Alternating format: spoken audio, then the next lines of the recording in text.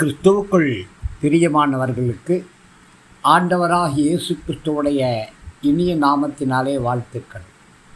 இந்த நாளின் தியானத்திற்காக நாம் எடுத்துக்கொண்ட வேத பகுதி சங்கீதங்களின் புஸ்தகம் 65வது சங்கீதம் 2வது வசனம்.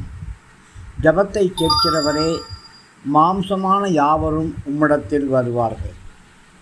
பிரியமானவர்களே, கர்த்தர் நம்முடைய ஜபத்தை கேட்கிறவராயிருக்கிறார். இதற்காக நாம் அவருடைய சமூகத்திலே வந்து காத்திருந்து அவரை துதிக்கிறோம், ஸ்தோத்தரிக்கிறோம், ஆராதிக்கிறோம். கர்த்தர் நம்முடைய ஜபங்களுக்கு செவி கொடுத்து நம்முடைய வேண்டுதல்களை, விண்ணப்பங்களை நிறைவேற்றக்கூடியவராயிருக்கிறார்.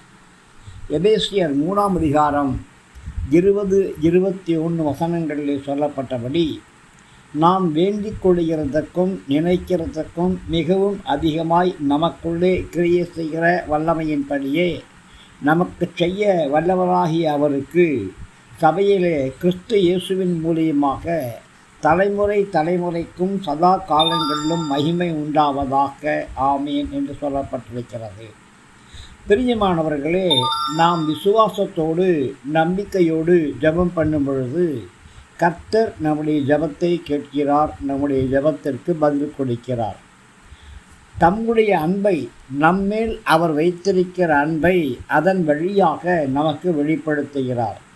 நம்முடைய தேவைகளை அவருடைய கிருபையினாலே சந்திக்கிறார்.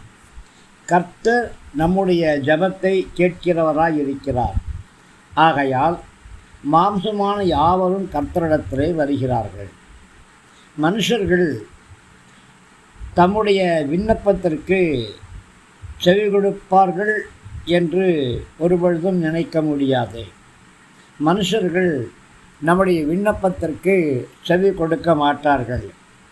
மனுஷரிடத்திலே அதிகமாய் உதவி கேட்டால் அவர்கள் நம்மை விட்டு ஓடிப்போய் விடுவார்கள், அல்லது நம்மை தங்கள் பக்கத்திலே சேர்த்து கொள்ளவே மாட்டார்கள், வரவிடவே மாட்டார்கள்.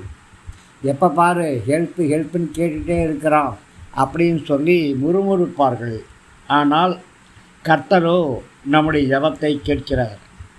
அதனாலே தான் மிகுந்த மன உற்சாகத்தோடும் விசுவாசத்தோடும் நம்பிக்கையோடும் மன மகிழ்ச்சியோடும் கர்த்தரிடத்திலே வருகிறோம். நீங்கள் விசுவாசத்தோடு கர்த்தரிடத்தில் வந்து ஜெபிக்கும் பொழுது கண்டிப்பாக உங்களுடைய ஜெபங்களை ஆண்டவர் கேட்பார். தேவ கிருபை நம் அனைவரோடும் கூட இருப்பதாக. ஆமேன், ஆமேன், ஆமேன்.